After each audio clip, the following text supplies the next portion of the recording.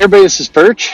It gets colder in Texas sometime, right? Is that what someday it's gonna happen? Maybe someday. It's hot here. Okay, so this is the first world problem of first world problems.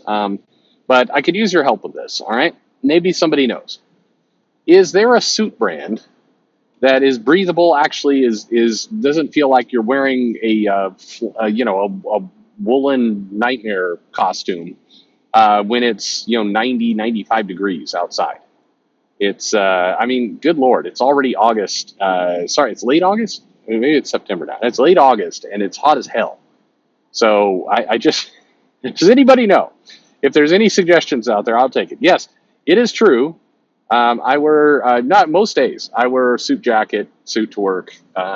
Thankfully, no tie, but that is my cross to bear. So I would love to I would love it if somebody has a better plan because this is absolute hell. Anyway, all right, enough about that bullshit from me. Let's go to this viewer mail. It says, blind spots or are food scenes okay when I like the product? Okay. We talked about food a lot, and food has become this discussion point. And to keep in mind, this is what I've been telling people. It's not the food. The problem is actually not the food. People are talking about the food, but it actually has nothing to do with the food. It has to do with kind of the out taking characters out of character, which is always accompanied by food scenes, and it's also devoting more scenes in the comic to things that have nothing to do with driving the plot forward or the characterization of the characters or any of that.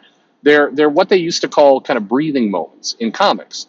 The classic example of this that they would use in editorial would use as examples was the X-Men are playing baseball. Alternatively, there is the X-Men in the Danger Room. And they would talk about these two things. X-Men are playing baseball, X-Men are, jerking off in the Danger Room, not actually jerking off, but just X-Men fighting random robots and things in the Danger Room. Clearly has nothing to do with plot or the thing, but they would always use that to explain the interactions between characters, give a chance to kind of have a little breathing room before you get into the Sentinels or Magneto or whatever the hell is going to happen.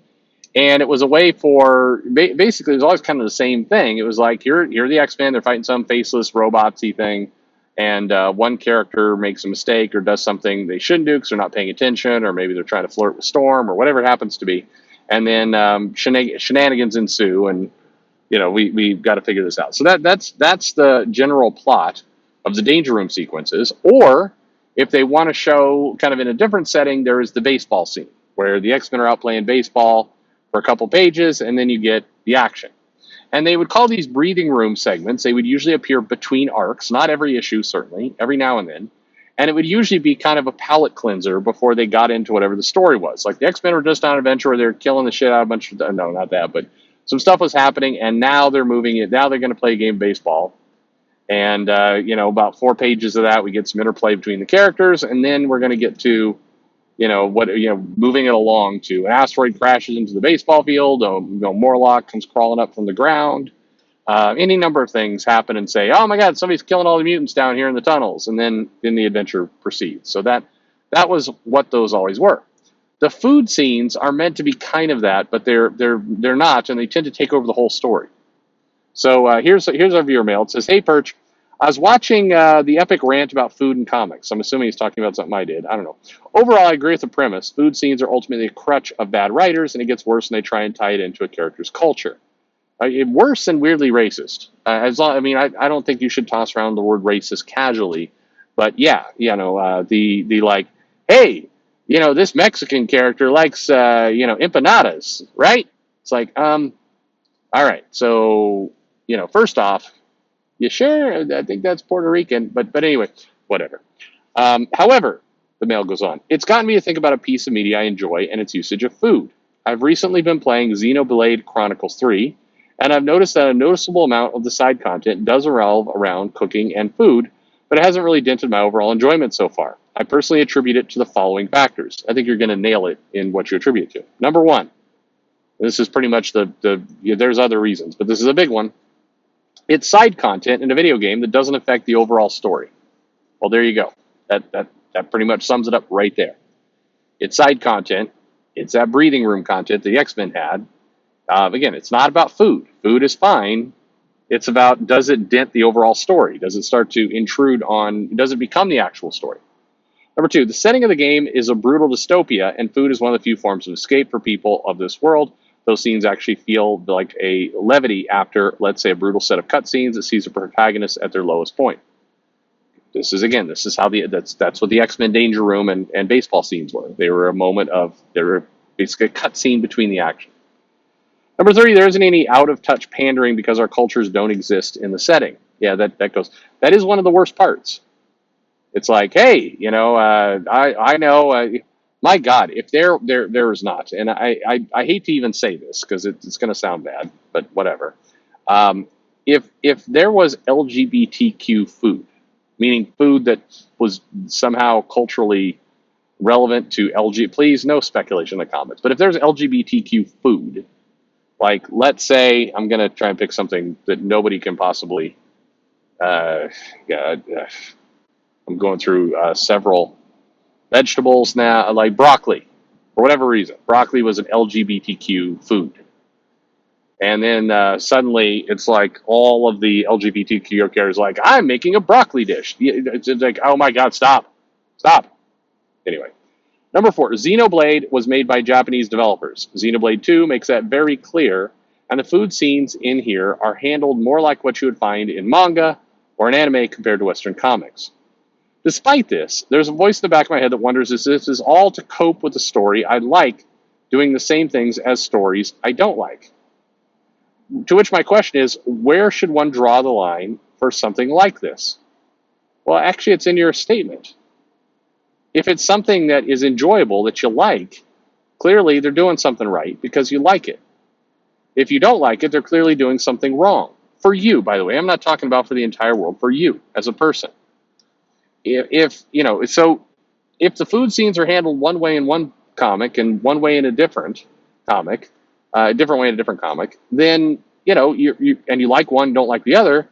Well, you don't have to justify it. You're not a hypocrite. It just means that it was handled better in one than the other. That's fair game because that's what's going on here. Again, food is not the issue.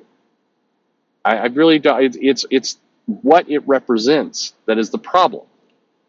There are some amazing manga and anime out there that's all about food.